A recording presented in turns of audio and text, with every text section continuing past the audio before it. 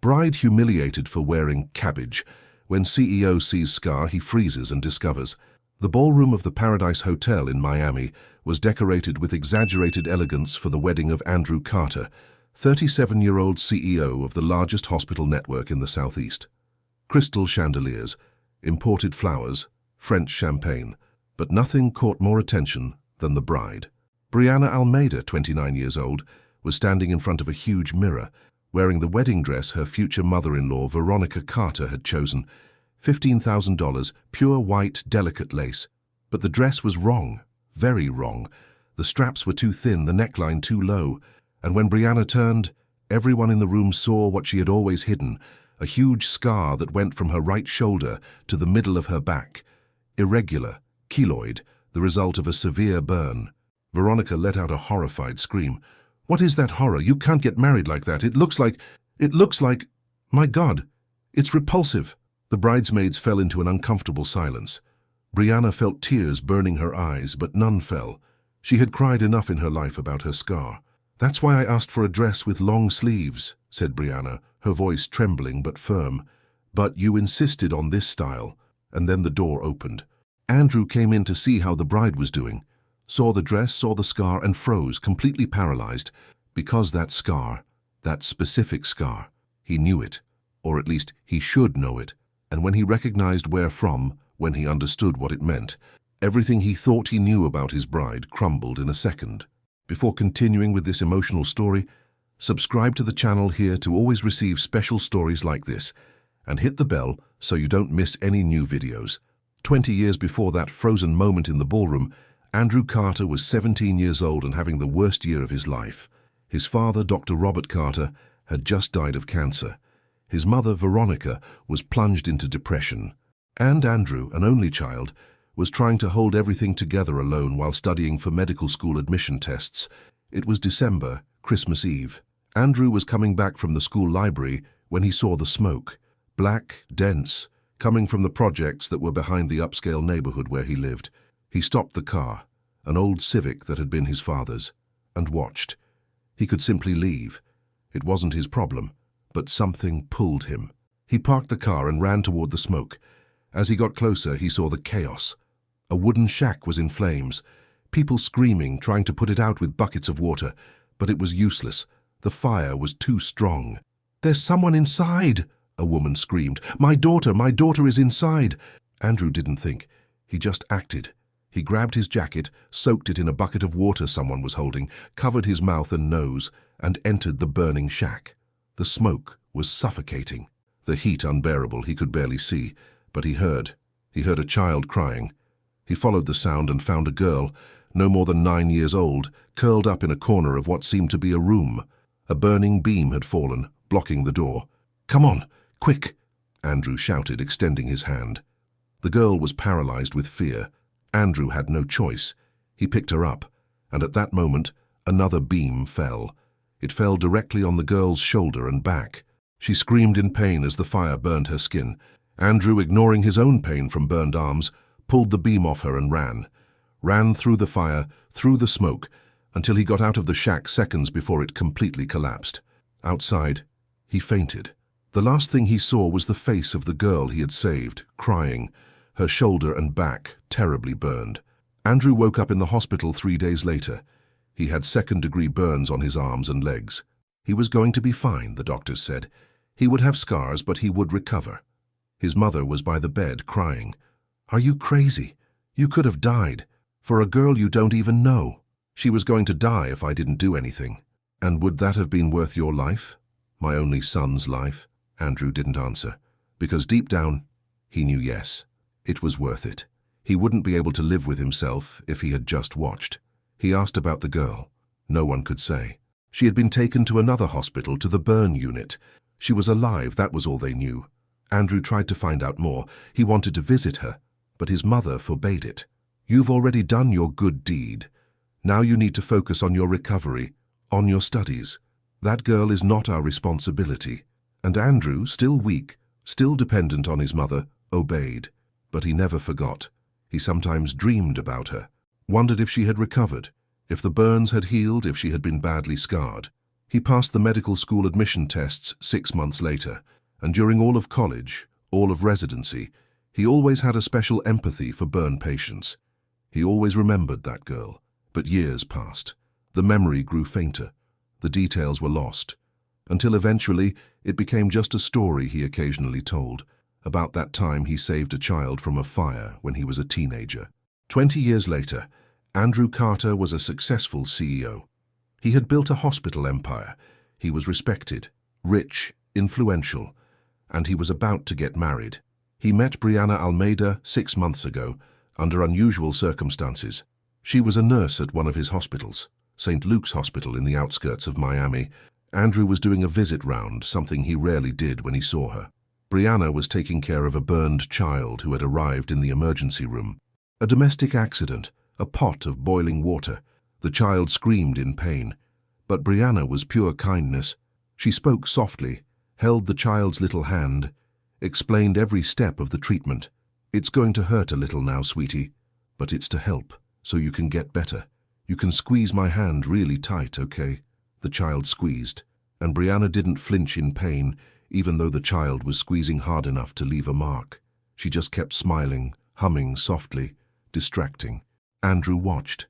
There was something about her, a compassion that seemed personal, as if she understood the pain of burns in a visceral way. Later, when the child was stabilized, Andrew approached. "Good work, nurse." "Brianna." "Brianna Almeida."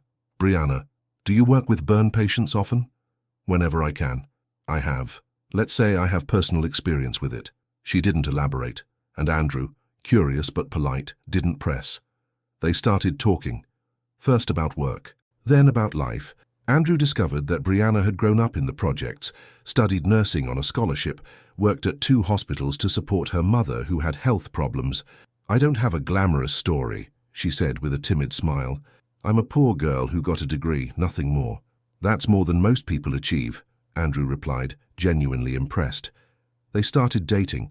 Discreetly at first, he was the boss, she was an employee. But eventually it became serious. Andrew fell in love.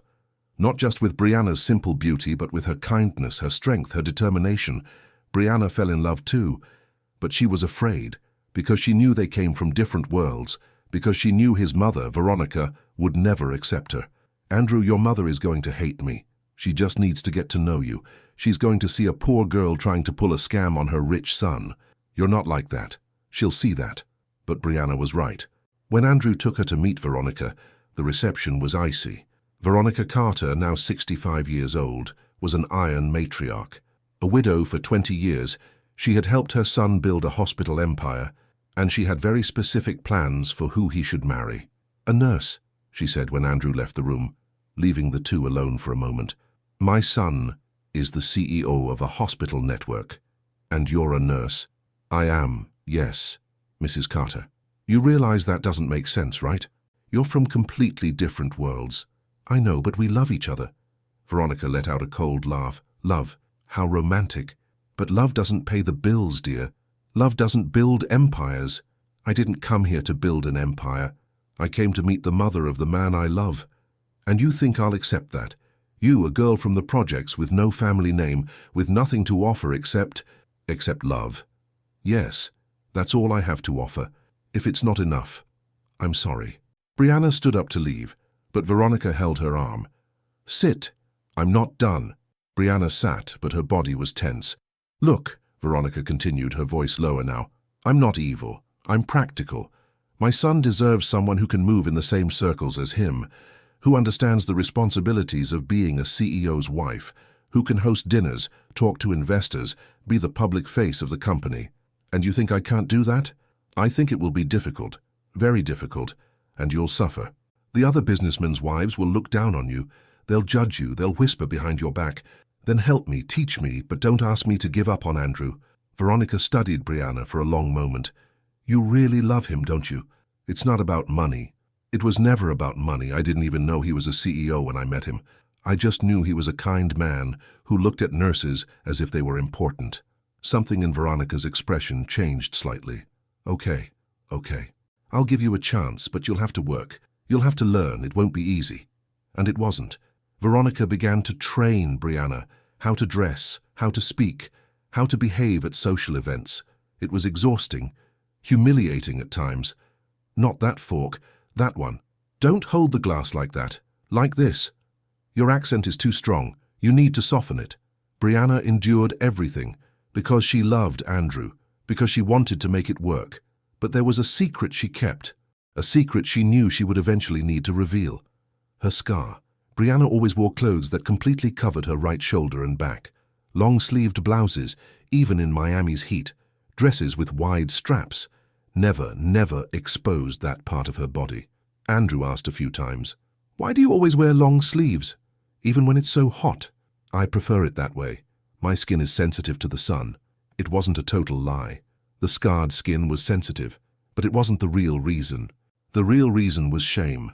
Shame of the mark she had carried since she was 9 years old. When Andrew proposed to her 4 months after they started dating, at a romantic dinner with a view of the ocean, Brianna said yes with tears of joy, but her heart also tightened with fear, because a wedding meant a wedding dress, and a wedding dress usually meant exposed shoulders. "Andrew, can I choose my dress?" "Of course, why?" "It's that. I like a certain style. Long sleeves, more covered." Andrew smiled. "You could wear a potato sack and you'd still be beautiful." But he hadn't counted on his mother. Veronica insisted on going along to choose the dress, and when Brianna chose a model with long sleeves and a high neckline, Veronica immediately vetoed it. "No, that looks like a nun. You're getting married in December, it'll be hot. You need something elegant, modern." "But Mrs. Carter, I prefer..." "I'm paying for the dress. I choose the style." And she chose the worst possible. A beautiful dress, yes, very expensive, but with thin straps and a low back. Exactly what Brianna couldn't wear. When she tried on the dress, alone in the fitting room, Brianna began to cry. The scar was completely exposed, ugly, impossible to hide. She tried to argue. "Mrs. Carter, this dress doesn't work for me. Please, can it be another one? This one is perfect. It looks divine on you.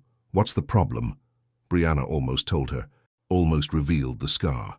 But something in Veronica's expression, a poorly disguised impatience, made her stay quiet. "Nothing. It's fine." Brianna spent the next 2 months in agony. She thought about telling Andrew, several times, but every time she was about to speak, she stopped. Because she wondered, what if he found it repulsive? What if he looked at her differently? What if he decided he didn't want to marry a marked woman? She had heard the stories. Men who left their wives after disfiguring accidents. She didn't think Andrew was like that, but the fear was irrational, deep. So she decided she would wear the dress. She would let the scar show, and if Andrew wanted to cancel the wedding upon seeing it, it would be better to find out before than after. The wedding day arrived. Brianna was in the ballroom, getting dressed. Her few friends, other nurses, were there. When she took off her robe and stood in just the dress, they all fell silent. The scar was impossible to ignore. It went from her right shoulder to the middle of her back. Irregular, keloid, clearly the result of a severe burn. One of her friends, Carla, whispered, "Brie, your scar. I didn't know it was so big. I always hide it. But this dress, I can't hide it. Are you sure you want to wear this dress?" "I have no choice. It's what my mother-in-law chose." At that moment, Veronica entered. She saw the scar, and her horrified scream filled the room. "What is that horror? You can't get married like that. It looks like, my God, it's repulsive." The words hit Brianna like physical slaps. Repulsive. That's how she had seen herself for 20 years, and hearing someone confirm it was devastating. "That's why I asked for a dress with long sleeves," said Brianna, fighting not to cry. "But you insisted on this style." Veronica was visibly disturbed. "You hid this. You deceived my son, made him think you were normal." "I am normal. I just have a scar." "That's not just a scar, that's a deformity. My son can't marry someone like that." Brianna felt anger rise. "This deformity exists because I was 9 years old and caught in a fire. It's not a character flaw, it's a mark of survival. I don't care about the story. I care that you hid it, that you lied." "I didn't lie. I just didn't display something that people clearly see as repulsive." At that moment, the door opened. Andrew came in. "What's going on?" I heard shouting. And then he saw Brianna in the dress. He saw the scar, and he froze, completely paralyzed, because that scar, the pattern, the location, from the right shoulder down to the middle of the back. Exactly where the burning beam had fallen on that girl 20 years ago. It couldn't be. It was a coincidence. It had to be. But his heart knew. In some deep, visceral way, he knew. "Brianna," he said, his voice strange, "how did you get that scar?" Brianna felt tears finally fall. When I was 9 years old, there was a fire in the projects where I lived. I got trapped in the shack. A beam fell on me. The world stopped spinning for Andrew. And someone saved you. A teenage boy." Brianna's eyes widened. "How do you know that?"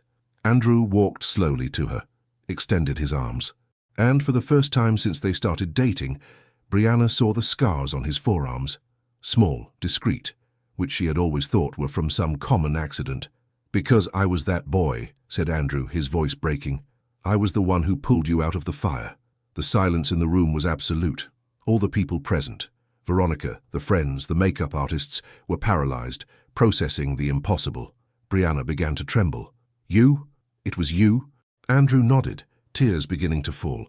20 years ago, Christmas Eve, I was 17. I saw smoke from the projects, ran to help. A woman screaming that her daughter was trapped. I entered the shack. I found a 9-year-old girl. A beam fell on her when I was carrying you out. I saved you, but I couldn't prevent you from being burned." Brianna was sobbing now. "I remember you. I remember your face. You were all I saw before fainting.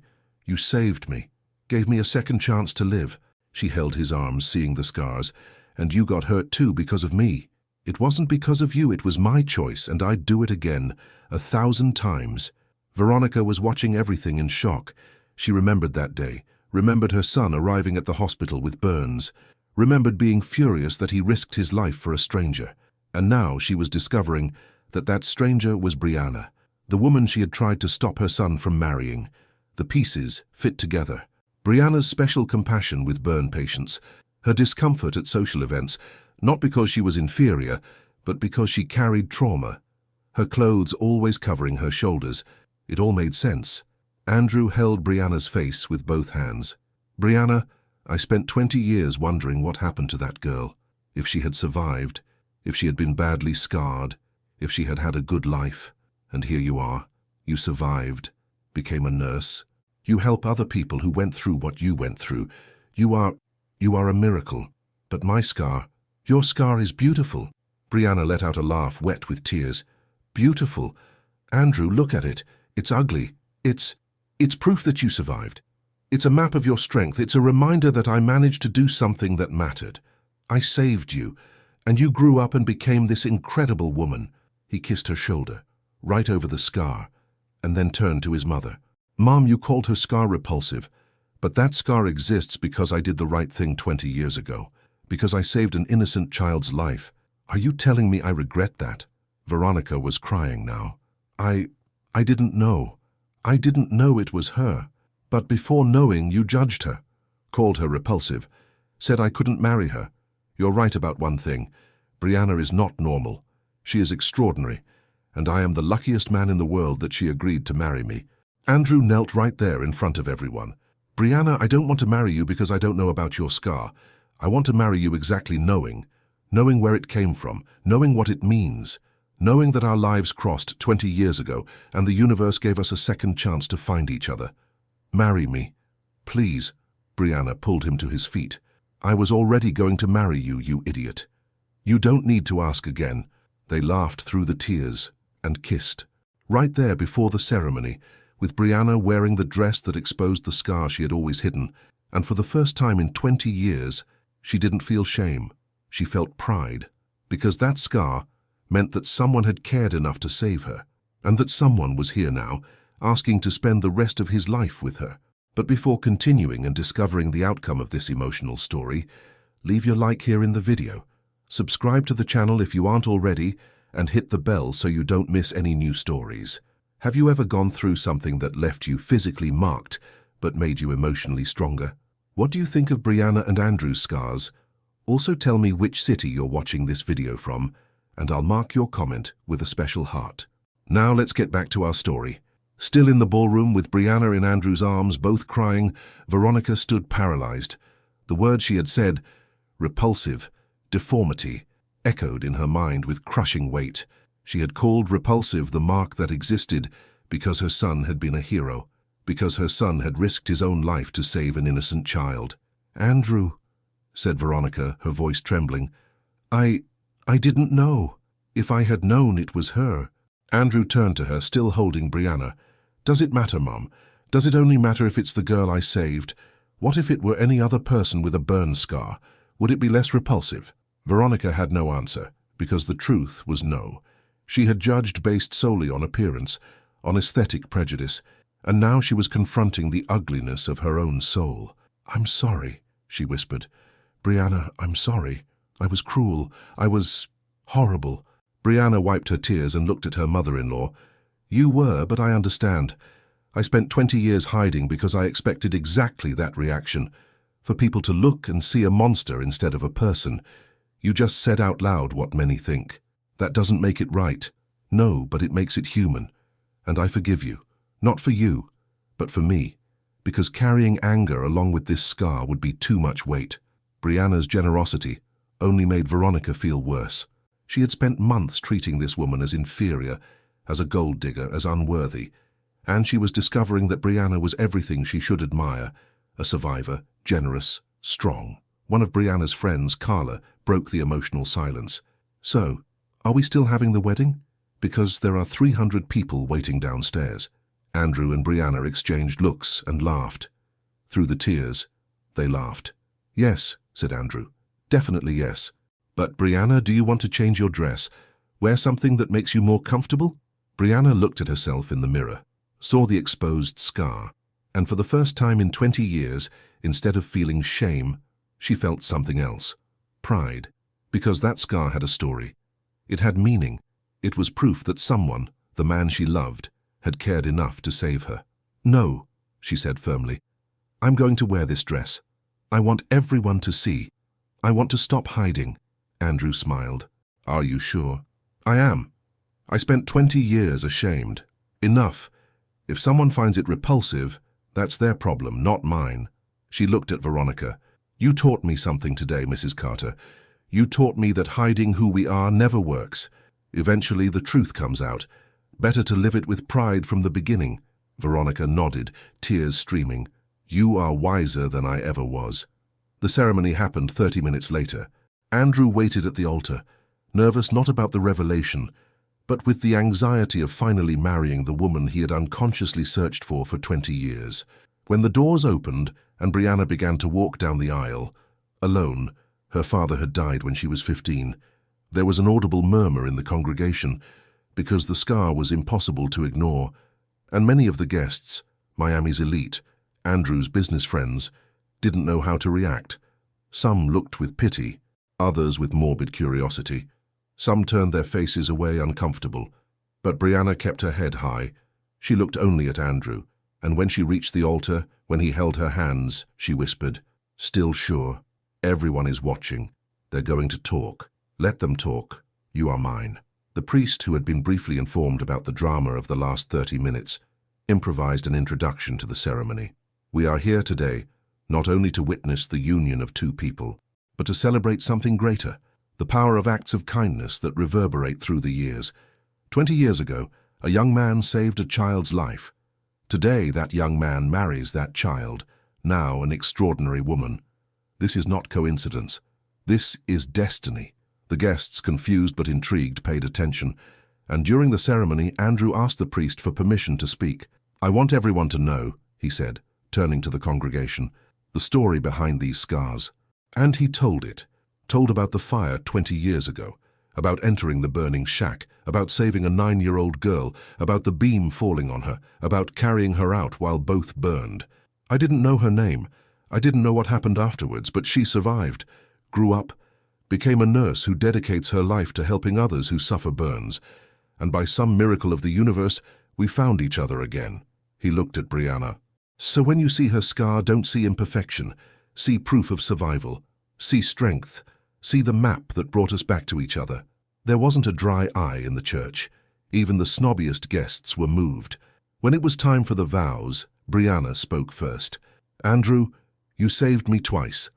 First when I was 9 years old and was going to die in a fire. Second, when you looked beyond the scar and saw the person. I promised to spend the rest of my life showing you that I was worth saving. Andrew wiped tears. Brianna, you saved me too. Saved me from the emptiness of a life that had purpose but no soul. You showed me that kindness matters more than money, that scars, physical or emotional, are just part of being human. I promised to honor your survival every single day. When they were declared husband and wife, the kiss was long, deep, wet with tears from both. The reception was strange at first. Guests didn't know how to act. Some approached Brianna with poorly disguised curiosity, wanting to see the scar up close. Others avoided her, uncomfortable, but then something happened. An older woman, the wife of one of Andrew's business partners, approached Brianna. "May I see?" she asked, pointing to the scar. Brianna, accustomed to this kind of request in a hospital context, but not a social one, hesitated but agreed. The woman gently touched the scar. "My daughter had a burn when she was a child," she said quietly. "Not as severe as yours, but it left a mark. She was so ashamed all her life. Never wore tank tops, never went to the beach. And seeing you here on your wedding day, showing this with pride, it's going to inspire her. Can I take a picture of you to show her?" Brianna was surprised but agreed, and so it began. Other people approached, not with morbid curiosity, but with stories. Stories of burned children, of accidents, of shame and overcoming. Brianna found herself at the center of a circle of people, all sharing traumas, all finding strength in her courage. Andrew watched from a distance, his heart full, because Brianna was doing what she had always done, turning her pain into a tool to help others. But not everyone was positively moved. A group of older women, friends of Veronica, were in a corner commenting, "What a horror. That scar on the wedding dress. Right, she should have covered it with makeup or something. Andrew could have done better. With all his money, he could have chosen a woman without defects." Veronica, who was nearby, heard every word, and something inside her broke. Or rather, something fixed itself, because she realized she was hearing the version of herself from hours before, and it sounded terrible. She approached the group. "You're seeing a defect," she said, her voice firm. "I see a miracle. I see a woman who survived what would kill many. I see a daughter-in-law who is braver than I ever was. And if you can't see that, then you are the ones with the defect, not her." The women were shocked. Veronica had always been one of them, judging appearances, valuing status over substance. But something had changed. Veronica walked away from them and went to Brianna. She excused herself from the group surrounding her and pulled her daughter-in-law to a more private corner. "Brianna, I need to say something. I need to explain." "You don't need to, Mrs. Carter. It's all—" "I do need to. You deserve to understand." Veronica took a deep breath. "When Andrew was 17 and entered that fire, I was terrified. I had just lost my husband to cancer. Andrew was all I had left, and he risked his life for a stranger. I was furious. I said terrible things, that he was irresponsible, that it wasn't worth it, that that girl didn't matter." Tears began to fall, and Andrew changed after that day. Became more closed off with me, more distant, because he saw a side of me that was ugly, selfish, and I never apologized, never admitted I was wrong, just pretended it never happened. "Mrs. Carter, let me finish. When you appeared in his life, when I saw that he truly loved you, I was afraid of losing him completely, so I attacked you, tried to make you seem unworthy. But the truth is that you reminded me of my own unworthiness, of how I had been a selfish mother who valued my own safety more than my son's courage." Veronica held Brianna's hands. "You saved my son today. Not physically, like he saved you 20 years ago, but you saved his soul, because he was becoming like me, cold, calculating, valuing the wrong things. You showed us, that there are more important things. Thank you." Brianna hugged her mother-in-law, and in that hug, years of tension and judgment began to dissolve. "Thank you for giving me a chance," Brianna whispered. "I know I'm not the daughter-in-law you expected. You're better, much better." The rest of the party was pure joy. Andrew and Brianna danced the opening waltz with Brianna, still consciously exposing the scar. Some guests still looked, but most had been touched by the story, by the courage, by the redemption of it all. During the party, Brianna's mother, Mrs. Helen, who had been quiet during all the drama, she had cancer, was frail, asked to speak with Andrew in private. "My son," she said. She called him son, and Andrew felt warmth in his chest. "Thank you for saving my girl 20 years ago. Thank you for giving her a second chance at life. Mrs. Helen, I just did what anyone would do." "No, anyone doesn't do it. Anyone walks by. But you didn't walk by. And because of that, I had 20 more years with my daughter. Saw her grow up, graduate, become an incredible woman. All because of you." She held his hands, weak but firm. "Take care of her. Show her every day that that scar doesn't diminish her, that she is beautiful exactly as she is. I promise. Every single day." Mrs. Helen smiled. "Then I can die in peace." The lightness with which she said that made Andrew freeze. "What?" "Mrs. Helen, I have cancer, son. A few months to live. But now I can go knowing that my girl is safe, loved with a man who has already proven he would do anything for her. There's no better gift a mother can receive." Andrew hugged her. This woman who had raised Brianna alone after losing her husband, who had worked 2 jobs to pay for her daughter's studies, who had faced poverty and illness but never lost love. "She's going to miss you so much.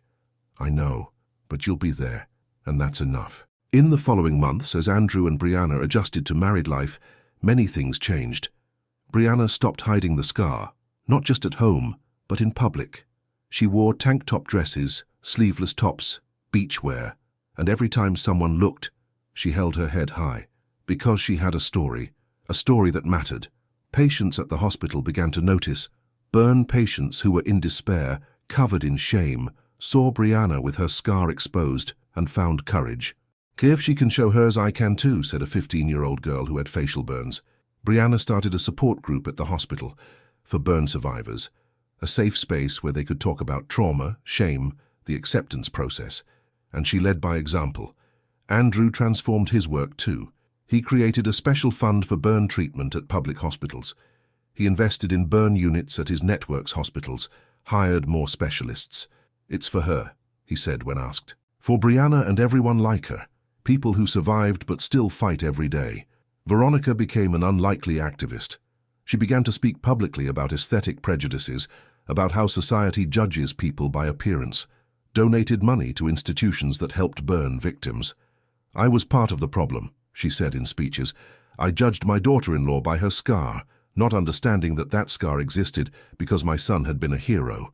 We need to stop seeing imperfections as defects and start seeing them as stories."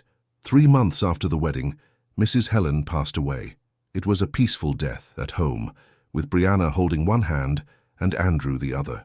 "My girl," were her last words. "You are my pride. You always were." The funeral was small but meaningful, and during it, Brianna gave the eulogy.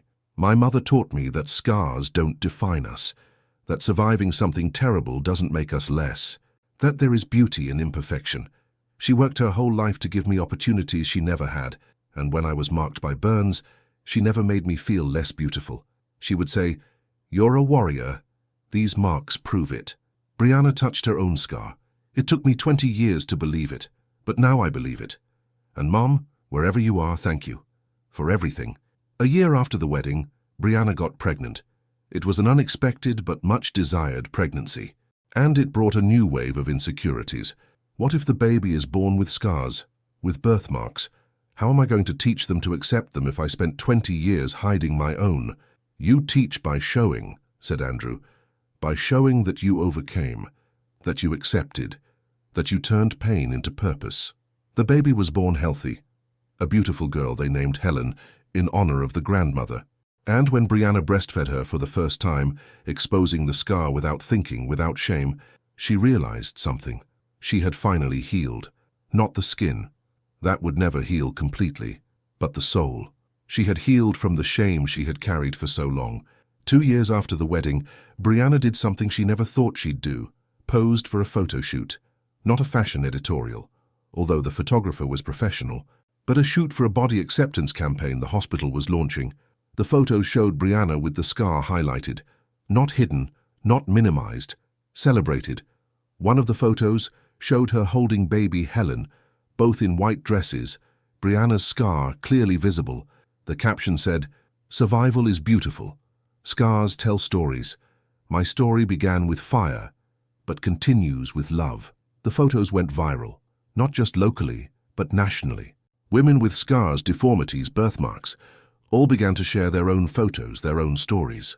Scars Tell Stories became a movement, and Brianna, without meaning to, became the face of it. Andrew watched everything with immense pride. The 9-year-old girl he had saved had become a woman who saved others through courage. But not everything was perfect. There were difficult days. Days when Brianna looked in the mirror and saw a monster instead of a survivor. Days when strangers made cruel comments. Days when the trauma of almost dying in the fire returned in nightmares. On those days, Andrew was there, held her, kissed the scar, whispered, "You are beautiful, all of you, including this." And Brianna, slowly, began to believe. 5 years after the wedding, they did something special. They returned to the projects where the fire had happened. It wasn't the same anymore. It had been urbanized, the wooden shacks replaced by brick houses. But it was still the place. They found a woman who had been a neighbor of Brianna's mother at the time. "Mrs. Maria, do you remember me?" Mrs. Maria, now 80 years old, looked at Brianna with confusion, and then she recognized her. "Little Helen? Helena's daughter? Yes, it's me, Brianna. My God in heaven, I thought you had died in that fire. I almost died, but a young man saved me." Brianna pulled Andrew forward. "That young man, my husband now." Mrs. Maria began to cry. "The boy who went into the fire? Who carried you out?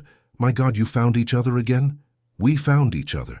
They spent the whole afternoon listening to stories about Brianna's mother, about the community before the fire, about how everyone thought Brianna had died until they discovered days later that she was in a burn unit at another hospital.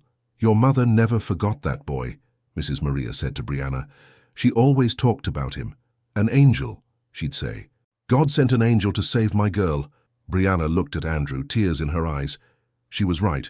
They donated money to build a community center in the projects, named the Helen Center, in honor of both Helens, grandmother and granddaughter. 10 years after the wedding, Andrew and Brianna had 3 children. Helen, 8 years old, Peter, 5, and Miguel, 2. Life was chaotic but full of love. The children knew the story of their mother's scar, knew that Daddy had saved Mommy when she was little, and they thought it was the coolest thing in the world. "Daddy is a superhero," Peter would say proudly, "and Mommy is super strong," Helen would add. One day, Helen came home from school crying. She was 8 years old, the same age Brianna was when she was burned. "What happened, my love?" Brianna asked. "The girls at school said you're ugly, that you have a horrible scar." Brianna felt the familiar stab of pain, but this time not for herself, for her daughter having to defend her. "And what did you say?" "I said it's not horrible, that it's because you survived a fire, that it makes you strong." Brianna hugged her daughter. "And you're right. But Helen, some people won't understand. They'll judge just by looking, and it will hurt, but you can't let their opinion change what you know to be true." "But Mom, why are people mean?" "Because they're afraid. Afraid of what's different, afraid of what they don't understand. But their fear is not our problem." Andrew, who was listening, joined the hug.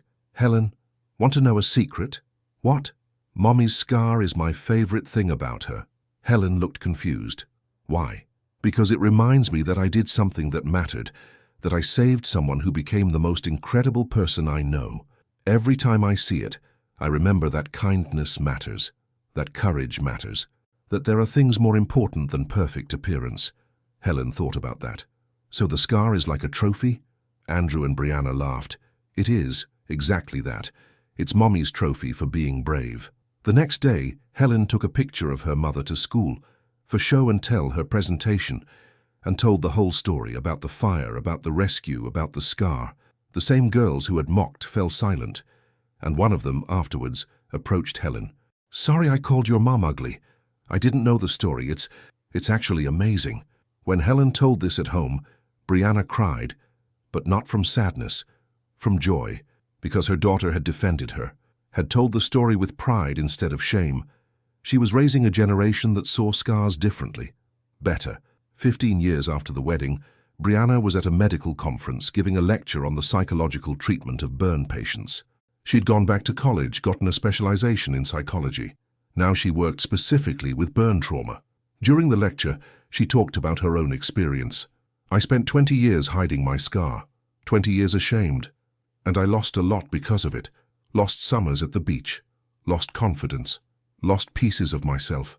She paused, touching the scar that was visible in the sleeveless dress she was wearing. But I learned something. I learned that scars are not the end of the story. They are chapters, important parts, yes, but not everything. And I learned that shame is a choice. We can choose to see imperfection, or we can choose to see survival. The audience of doctors, nurses, and psychologists was in total silence. So, when you treat your burn patients, remember, you're not just treating damaged skin, you're treating a wounded soul, and healing doesn't come from hiding scars. It comes from learning to live with them, to honor them, until, eventually, to love them. The applause was deafening. That night in the hotel room, Andrew was waiting. How was it? It was liberating. For the first time, I talked about my scar to hundreds of people without feeling any shame. Zero, just pride. Andrew pulled her into a hug. You know what I've noticed? What? That you saved me as much as I saved you. I saved you from physical fire. You saved me from emotional fire, from becoming cold, calculating, empty. You gave me purpose. We saved each other then. We did. 20 years after the wedding, they renewed their vows, not because they needed to, the love was stronger than ever, but because they wanted to celebrate everything they had survived, built, overcome. The ceremony was in the same church, but this time Brianna wore a dress she chose herself, sleeveless, with a low back, completely exposing the scar, and when she walked down the aisle, no one murmured. No one looked with pity or horror, because everyone there knew the story and respected it. During the renewed vows, Brianna said, Andrew, 20 years ago I promised to love you forever. Today I renew that promise, but I add another. I promise to never be ashamed of who I am again. I promise to honor the scar that unites us. I promise to teach our children that beauty comes from strength, not from perfection. Andrew replied, Brianna, 20 years ago I saved you from fire, but it was you who showed me how to really live, how to love without fear, how to see beauty where others see defects, how to turn tragedy into triumph. I promise to spend the rest of my life showing you that that scar is part of what makes you perfect for me. Veronica, now 85 years old, watched from the first row. She had changed so much in the last 20 years, had become a present grandmother, a loving mother-in-law, a passionate activist for body acceptance causes. When Andrew and Brianna renewed their vows, Veronica cried. Not from sadness, but from gratitude. Gratitude for having been forced to confront her own prejudices. Gratitude for having been forgiven. Gratitude for having witnessed a love that defied all her assumptions about what mattered. After the ceremony, their 3 children, Helen, now 18, Peter, 15, Miguel, 12, had a surprise. They had created a video compiling photos of their parents' journey. Photos of Brianna as a child before the fire. Newspaper photo from the day of the fire. Photos of teenage Andrew with bandaged arms. Photo of them meeting at the hospital. Photo of the wedding with Brianna exposing her scar for the first time. Photos of the children's births. Photos of Brianna in acceptance campaigns. Family photos over the years. And at the end, a recent photo. Andrew and Brianna, older but still clearly in love, with Brianna wearing a tank top, scar visible, smiling unreservedly. The final caption said, Some stories begin with fire. The best ones turn fire into light. There wasn't a dry eye in the room. That night, at home, children asleep, Andrew and Brianna stayed on the porch looking at the stars. Do you regret anything? Brianna asked. Having entered that burning shack? Yeah, never. Not for a second. You? Having spent 20 years hiding? Yeah, Brianna thought. I regret the lost time, but I don't regret the journey. Because I learned that acceptance doesn't come instantly. It's a process. And sometimes you need trauma, like that day your mother called me repulsive, to force us to confront our own shames. My mother changed a lot. We all changed. I changed. You changed. Veronica changed. And our children are growing up in a world where scars are not things to hide. That's a victory. Andrew kissed her scar as he often did. You know, it's still my favorite part of you. You're a little weird. I am. But you love me anyway. I do. God help me. I do. They laughed and stayed there under the stars, 2 survivors in different ways, united by scars that told a story of love that defied the odds. Because in the end, the story wasn't about fire or burns or scars. It was about choices. Andrew chose to be a hero at 17. Brianna chose to be a survivor at 9. And they both chose every single day for 20 years to keep choosing love, acceptance, and courage. And those choices, difficult, daily, constant, made all the difference. Comment down below "Scars are trophies," so I know you made it to the end of this video, and I'll mark your comment with a special heart. And if Brianna and Andrew's story moved you, I have another one even more surprising to share with you. Just click on the video that's appearing on your screen now and I'll tell you all about it. A big hug, and see you next time for another emotional story. Bye-bye.